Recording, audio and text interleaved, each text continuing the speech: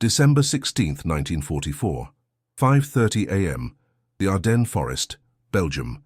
Oberst Wilhelm Hoffmann of the 26th Volksgrenadier Division checked his watch by the dim light of his covered flashlight. The temperature had plunged to -7 degrees Celsius overnight. Visibility, less than 50 meters through the dense fog. Perfect. The Americans will not see us coming until we are upon them, Hoffmann whispered to his aide, Major Gerhard Krause. Their thin line will break like ice on a spring lake. Around them, 200,000 German soldiers prepared to surge forward in what Hitler had personally named Unternehmen Wacht am Rhein, Operation Watch on the Rhine. Assembled in absolute secrecy were 1,900 artillery pieces, 970 tanks and assault guns, and enough ammunition for a sustained offensive. The greatest concentration of German combat power since the summer of 1943. Hoffmann had been present 3 days earlier at the command briefing where SS Oberstgruppenführer Sepp Dietrich had laid out the grand vision, a lightning thrust through the American lines, across the Meuse River and onward to Antwerp, cut the Allied supply lines, split the Anglo-American alliance, force a negotiated peace in the West. The Führer has given us 1,000 of the newest tanks, including the King Tigers. Nothing the Americans have can stand against them, Dietrich had proclaimed. Their soldiers are soft, untested. They have their Christmas parties and their warm quarters, while our men have steel in their souls. The men around Hoffmann now embodied that steel. Cold, hardened veterans transferred from the Eastern Front, alongside fresh-faced Hitler youth born in 1926, children of war now old enough to carry rifles. Their breath formed clouds in the freezing air as they checked equipment, ate cold rations, and waited for the signal. At precisely 5:30 a.m., 1,900 artillery pieces erupted simultaneously. The barrage lasted exactly 90 minutes. By German calculations, this would be sufficient to stun and disorganize the thin American line without excessive ammunition expenditure. Fuel and shells were precious commodities in the Reich now. "Forward!" Hoffmann ordered as the barrage lifted. The offensive had begun. For the first 4 days, it seemed Hitler's gamble might succeed. The Americans reeled backward. The weather grounded Allied air power. German spearheads advanced 60 miles in places. But by December 20th, the skies began to clear, and with them, Germany's prospects. December 22, 1944, 10:17 a.m., near St. Vith, Belgium. Major Rudolf Brahms of the 65th Volksgrenadier Division crouched in a hastily dug foxhole as his battalion regrouped for another assault on the American position. The attack had stalled in the face of unexpectedly stiff resistance. "We must take that ridge before nightfall," Brahms told his company commanders. "Intelligence reports only light artillery support for the Americans in this sector, 4 batteries at most." Lieutenant Weber, a battle-hardened veteran of 3 years on the Eastern Front, looked skeptical. "Their artillery fire is too accurate, too responsive. I've never seen anything like it." "They're just guns, Weber, like any others." "No, Herr Major. Something is different. When we attacked at dawn, their shells—" Weber hesitated, searching for words. "Their shells seemed to know where we were. They exploded above us, not when they hit the ground." Brahms dismissed this as battle fatigue. "We attack in 15 minutes. Full battalion strength. The Americans are stretched thin, they cannot be strong everywhere." At precisely 10:32 a.m., the German formation moved out from the tree line. 600 men advancing in practiced waves toward the American positions 800 meters away. They made it exactly 300 meters before the air above them erupted.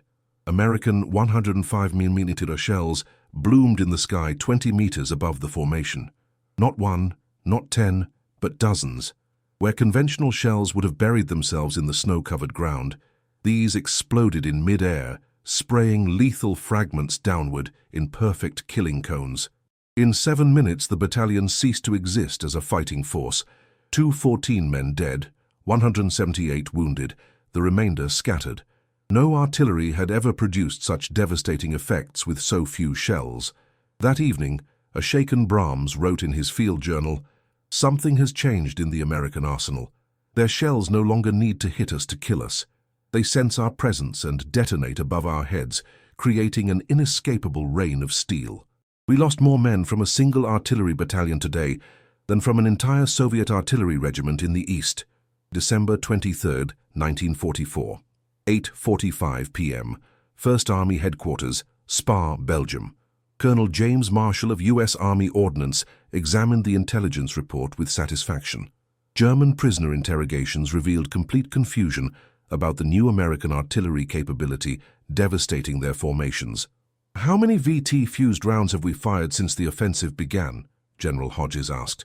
"Just over 17,000 rounds, sir," Marshall replied. "We're prioritizing the 105mm howitzers. Each division is receiving 25% of their shell allocation with the new fuses. The proximity fuse, officially designated VT, variable time fuse, to conceal its true nature, represented a quantum leap in artillery technology. Inside each shell, a miniature radio transmitter receiver detected when it was approaching a target and detonated the shell at the optimal height for maximum lethality. No longer did artillery need direct hits. Proximity was sufficient. The journey from invention to battlefield had been remarkably swift. Development had begun in 1940, led by scientists from the Johns Hopkins Applied Physics Laboratory. By late 1943, mass production commenced in unprecedented secrecy. 5 American factories were now producing 40,000 fuze per day.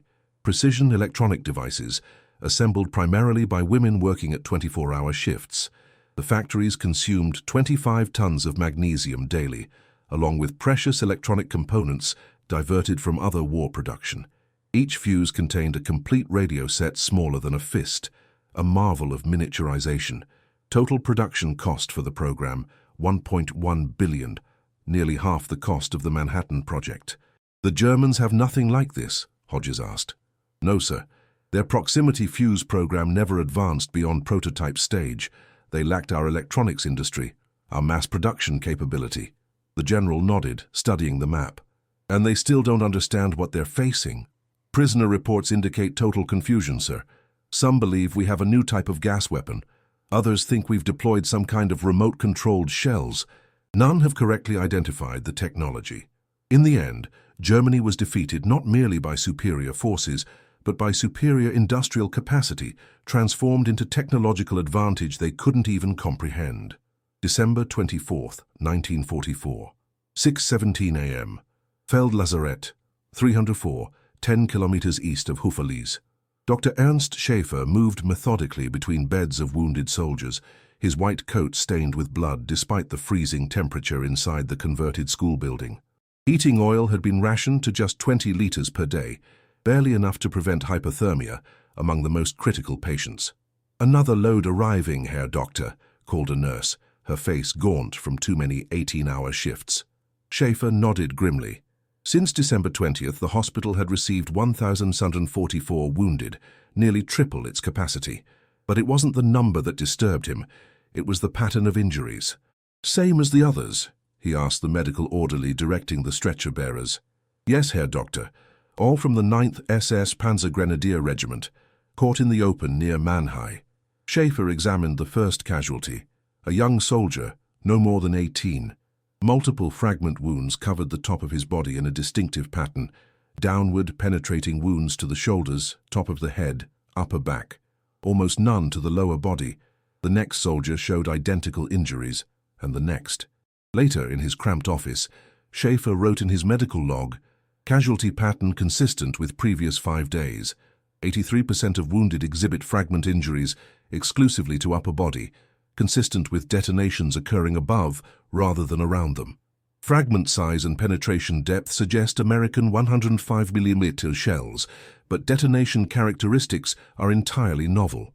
Survivors describe shells that hunt them down and explode without hitting anything." He closed the log and withdrew a bottle of schnapps from his desk drawer. Intelligence officers had visited twice already, demanding his records and sworn statements about the nature of the wounds. Whatever the Americans had deployed, it had the High Command deeply concerned. December 25, 1944. Christmas Day, 2:14 p.m., Bastogne, Belgium.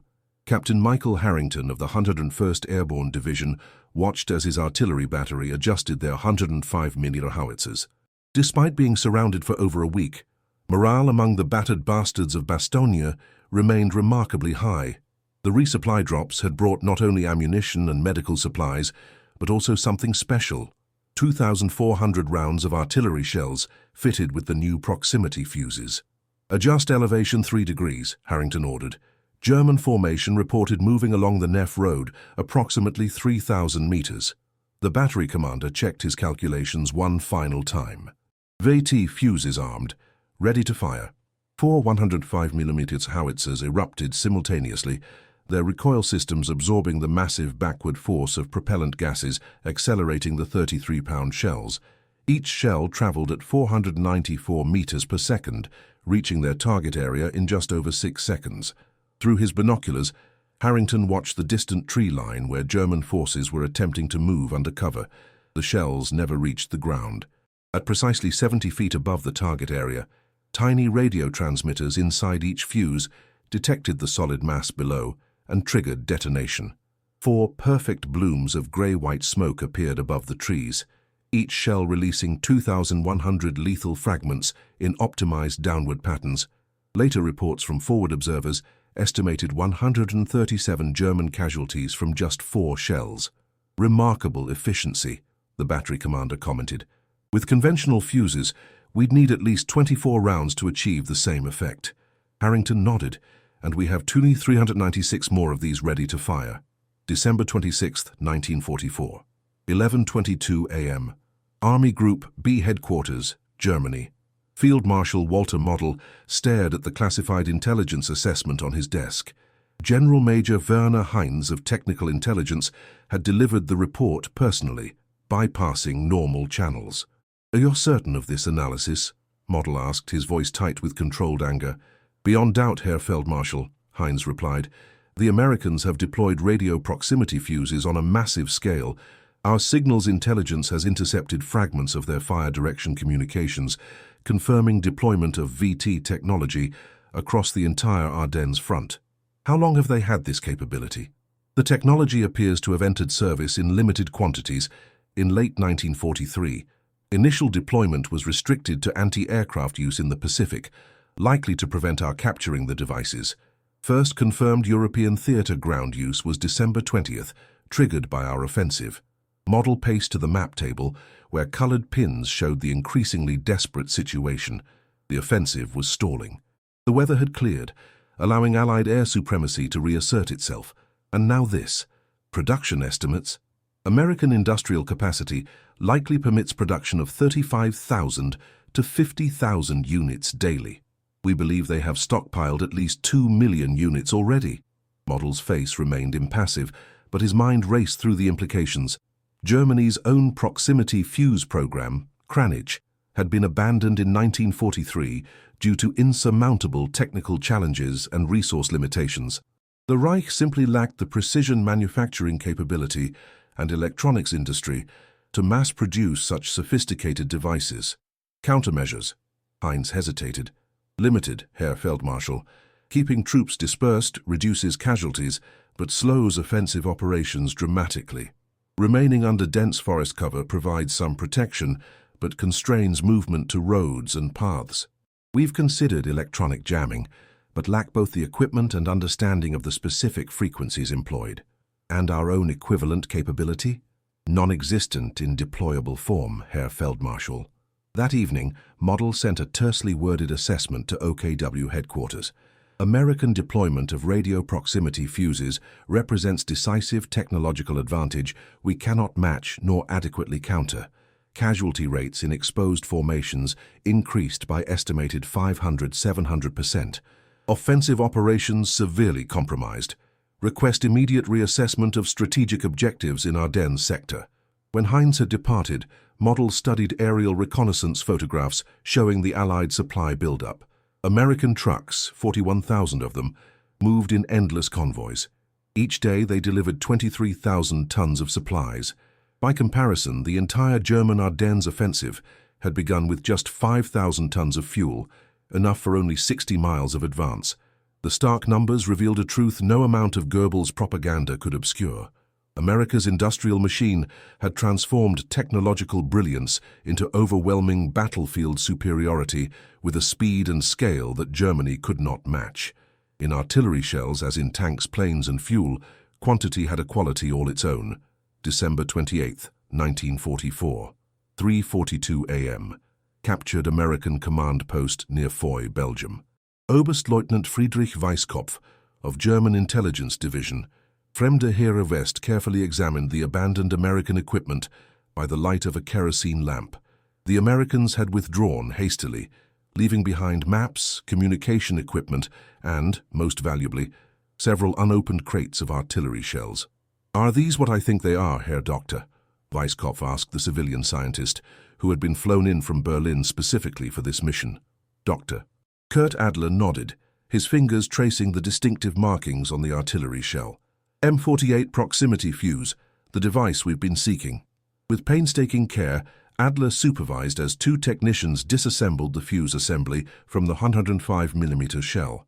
Inside was a marvel of miniaturization, a complete radio transmitter receiver, battery and detonation circuit packed into a space smaller than a man's fist. "Remarkable," Adler murmured. "The Americans have solved problems our engineers deemed impossible." By dawn, Adler had compiled a preliminary report. The fuse contained 5 vacuum tubes, each smaller than any produced in Germany. The entire assembly was shock-hardened to withstand the 20,000 G acceleration of artillery firing.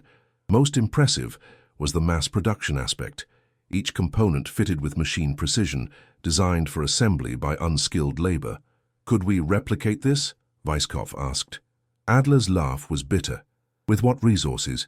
Each fuse requires specific vacuum tubes we cannot manufacture, battery technology we haven't mastered, and precision components requiring machine tools we no longer possess in sufficient quantity. Even if we had the factories, which Allied bombing has systematically destroyed, we lack the copper, silver, and electronic-grade materials." He gestured at the disassembled fuse. "This represents not just technical achievement, but industrial capacity beyond anything remaining in the Reich. The Americans are producing an estimated 40,000 of these daily across 5 dedicated factories. We would struggle to produce 100 per month. And countermeasures? Limited. The fuses operate on multiple frequencies between 180–220 MHz. We could jam individual bands, but not the entire spectrum with our current equipment." By noon, the entire analysis had been encrypted and transmitted to Berlin with the highest priority designation. The response came just 3 hours later. All findings were to be classified at the highest level. German troops would not be informed of the specific nature of the weapon they faced, only that new American artillery techniques required greater dispersal and overhead cover. December 30th, 1944. 10:17 a.m. Wiltz, Luxembourg. Private First Class Thomas Donnelly of the 26th Infantry Division settled behind his forward observer position. Through his binoculars, he studied the German battalion assembling in the valley below, apparently unaware of his position on the overlooking ridge. "Battery Charlie, this is Observer Foxhound," he spoke into his radio. "German infantry concentration, grid reference Baker 7904, request fire mission, VT Fuse." "Foxhound, this is Charlie, message received. Fire mission approved. 4 guns, 3 rounds each, VT Fuse. Adjust from registration point Oscar 3. 8 kilometers behind the lines, the 4 155mm howitzers of Battery Charlie adjusted their aim. Each 95-pound shell was now topped with a proximity fuse, a more powerful variant than those used in the 105mm batteries, with an effective lethal radius of 20 meters. At precisely 10:22 a.m., the first salvo launched. Donnelly watched as the shells arced high above the German formation, then detonated with perfect timing, 70 feet above the ground. From his position, the effect resembled deadly flowers blooming in the air, each releasing thousands of steel fragments downward at 3,000 feet per second. "Good effect on target," Donnelly reported dispassionately. "A just left 50 meters for second salvo." By the third salvo, the German formation had ceased to exist as a cohesive unit. Later reports estimated 137 casualties from just 12 shells, an efficiency unimaginable with conventional artillery. January 2, 1945, 7:30 p.m. Headquarters, 1st U.S. Army. Brigadier General Leslie Simon reviewed the artillery expenditure reports with satisfaction.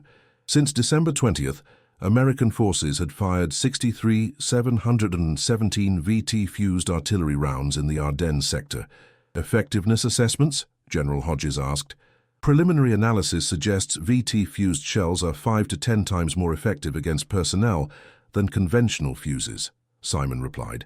We're killing or wounding an average of 24 German troops per proximity-fused 100 mm shell, compared with 2 to 4 per conventional shell. Production keeping pace with expenditure. Yes, sir. Daily production now exceeds 50,000 units. Factories in Pleasantville, New Jersey and Bloomfield, Connecticut have converted entirely to fuse production. The newest facility in Cedar Rapids comes online next week, adding another 11,000 units daily. Simon spread a map showing German retreat routes. Most significant is the psychological effect. German prisoners report complete demoralization. They call our artillery automatic death and believe we can somehow see through clouds and darkness, and they still haven't identified the technology. German technical intelligence has, but they're keeping it classified. The average German soldier still doesn't understand what's happening, just that our artillery kills with unprecedented efficiency. Fuzes nodded thoughtfully. The Germans always believed in qualitative superiority, the best tanks, the best machine guns, but they never understood American thinking. Sir, we don't just build better weapons, General Simon. We build them in numbers the enemy cannot comprehend, then deliver them with a logistics system that ensures they reach the front in overwhelming quantity. Fuzes tapped the production report. 50,000 proximity fuses daily, each representing technological achievement equal to anything Germany has produced, and we treat them as consumable items to be expended by the thousands daily. January 4th, 1945. German High Command, OKW. Field Marshal Keitel read Model's latest situation report with growing dismay. The Ardennes offensive had completely stalled. German forces were now in retreat across all sectors, leaving behind 120,000 casualties and 600 irreplaceable tanks. The American proximity fuse has been designated Special Technical Emergency Priority, an intelligence officer explained. Our technical assessment concludes we cannot match or counter this capability within the foreseeable future. Keitel's response was not recorded in the official minutes, but a staff officer later recalled his words. The American arsenal has become a form of technological terror, not through individual wonder weapons, but through their capacity to transform laboratory curiosities into battlefield realities faster than we can comprehend. The reality was simpler. American industrial might had weaponized scientific innovation at a scale that made resistance mathematically impossible. January 7, 1945. Prüm, Germany. SS Obersturmbannführer Klaus-Dieter Wehner huddled in the basement of what had once been the town hall. Artillery shells, American, always American, crashed into the town with methodical precision. Each detonation sent dust cascading from the ceiling. He had lost count after the 200th impact. Status report, he demanded of the haggard communications officer. 12th SS Panzer Division is in full retreat, Herr Obersturmbannführer. 3rd Panzer Grenadier reports 60% casualties since December 20th. Communications with 26th Volksgrenadier Division lost entirely. The Grand Offensive, Hitler's last gamble to split the Allies, had collapsed into a desperate fighting retreat. What remained of Army Group B was now struggling to escape the closing Allied vice before they were encircled and destroyed. Artillery report? The officer's face tightened.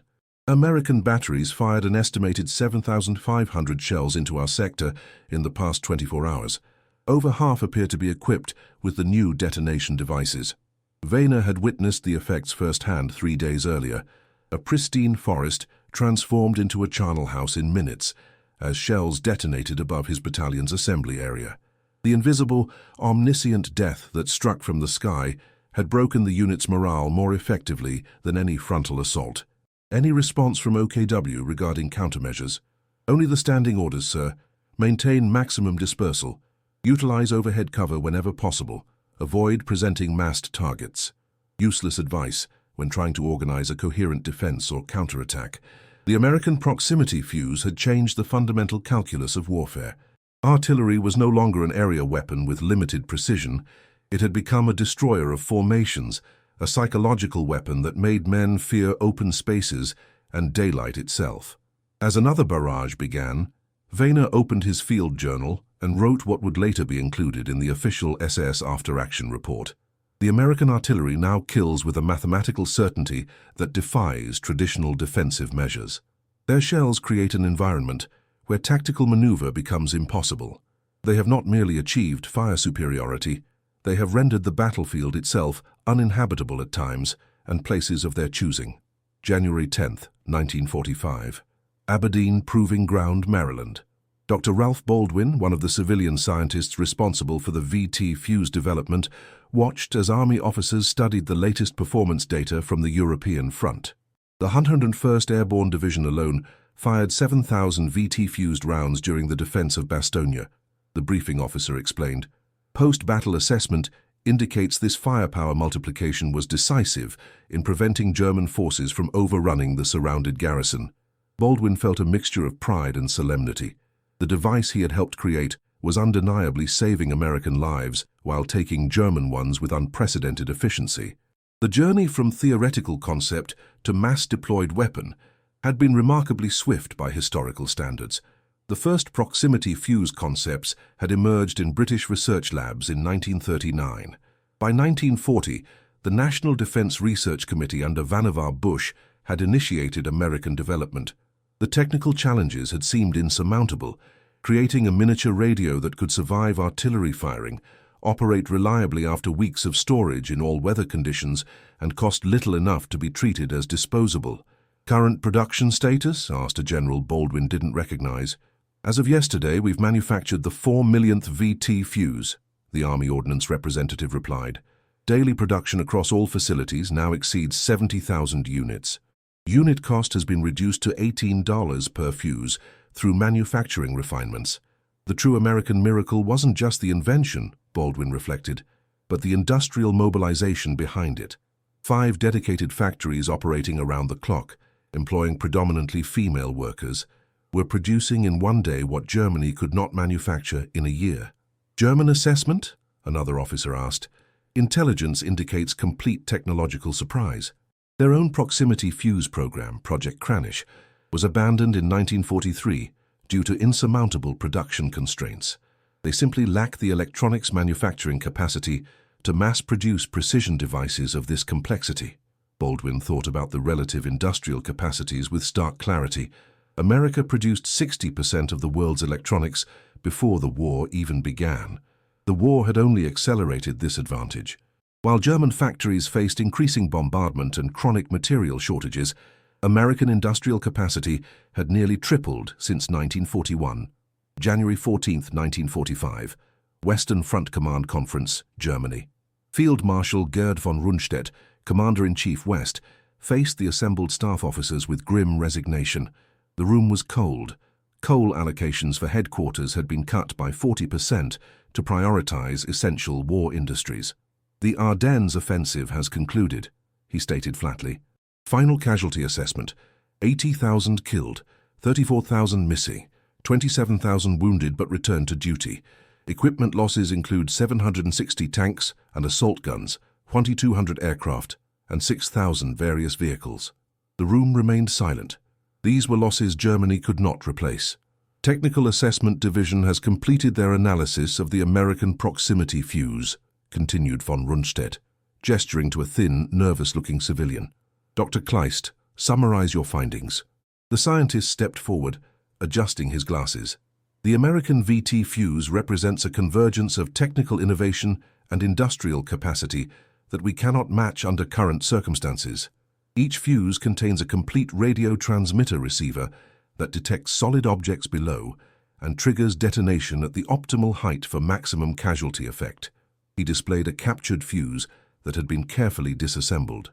Manufacturing tolerances are precise to 0.01 millimeters. Electronic components are standardized and mass-produced specifically for this application. The entire assembly is designed for rapid production by minimally trained workers. Could we jam the devices? Asked a signals officer. Theoretically, yes. Practically, no. The fuses operate across a spectrum of frequencies between 180 to 20 megahertz. Our current jamming equipment is inadequate for field deployment against this threat, and manufacturing sufficient jammers would require electronics production capacity we no longer possess. Von Rundstedt dismissed the scientist and addressed the sobering reality. Gentlemen, we face an enemy that can destroy our formations from a distance with unprecedented efficiency. an enemy whose industrial capacity allows them to expend sophisticated electronic devices by the tens of thousands daily. An enemy who has not yet even fully committed their main strength. The implication hung in the air, unspoken but understood. Germany had bet everything on a technological and tactical edge that had evaporated in the face of American mass production. Quality had been overwhelmed by quantity, but more significantly, America was now producing quality in quantities that defied German comprehension. February thanks in 1945. Pentagon, Washington, D.C. General George Marshall reviewed the comprehensive battle analysis of the Ardennes campaign. Final assessment of VT fuze effectiveness, he asked. Conservative estimates suggest a 5.1 improvement in artillery lethality against personnel, replied General Somerville of Army Service Forces. In specific tactical situations, such as troops in assembly areas or counterattack formations, the improvement ratio approached 10.1. The numbers were stark. American forces had fired 313,000 VT-fused shells during the Battle of the Bulge. These shells had contributed significantly to German casualties of over 100,000 men. Production projections? We'll exceed 1 million VT fuses monthly by March. Deployment is expanding to all European theater artillery units, with priority to frontline divisions. Pacific theater deployment remains restricted to anti-aircraft use to prevent Japanese capture of the technology. Marshall nodded with satisfaction. The proximity fuse represented the perfect intersection of American advantages: scientific innovation, industrial capacity, standardization, and logistics. While the Manhattan Project consumed headlines and resources, the humble proximity fuse was already changing the course of the war. The Germans never understood our approach to war, Marshall observed. They saw technology as a creator of superior weapons, bigger tanks, more sophisticated aircraft. We see technology as a force multiplier to be deployed on a mass scale. The VT fuse embodied this philosophy perfectly. Not content with creating a revolutionary device, America had made it an ordinary, everyday tool of war, available in such quantities that field commanders could expend thousands without concern for rationing or shortages.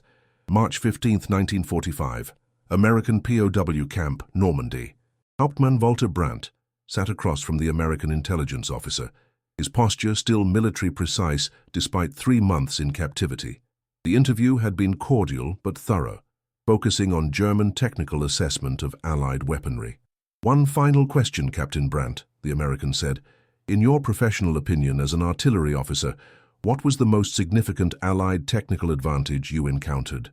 Brandt considered carefully. "Your proximity fuse. Without question. More significant than your V-weapons or jet fighters? Those were spectacular but ultimately symbolic. Your proximity fuse changed how we could fight. We could no longer mass troops for attack or defense. We could no longer use open ground for maneuver. Your artillery killed with a mathematical certainty that demoralized even our most fanatical units." The American seemed surprised by the definitive assessment. "You must understand," Brandt continued, "it wasn't merely the technology itself, but what it represented. Every shell that exploded above our heads, each containing an electronic miracle that we could not replicate, was a demonstration of industrial capacity we could not match. Each detonation was a reminder that America could mass-produce technological superiority." Later, Brandt's assessment would be included in the U.S. Strategic bombing. Survey's analysis of decisive technologies. The proximity fuse contributed to the German defeat, not merely through its tactical effect, but through its psychological impact. It represented America's unique ability to transform laboratory innovations into battlefield realities at a scale that made resistance mathematically impossible. In the final accounting, America produced 22 million proximity fuses before the war's end, each one a sophisticated electronic device containing technology that Germany's most advanced programs could barely prototype. The device that changed artillery from an area weapon to a precision killer had been created, perfected, and deployed in millions within 4 years. The proximity fuse stands as the perfect symbol of how World War II was ultimately decided, not through individual heroism or tactical brilliance, but through the ruthless application of industrial might to create overwhelming technological advantage, and then multiplying that advantage through mass production on a scale the enemy could scarcely comprehend. Like this video? Hit subscribe and the notification bell to never miss our latest historical deep dives. Want more World War II technological stories? Leave a comment below telling us which forgotten innovation you want to learn about next.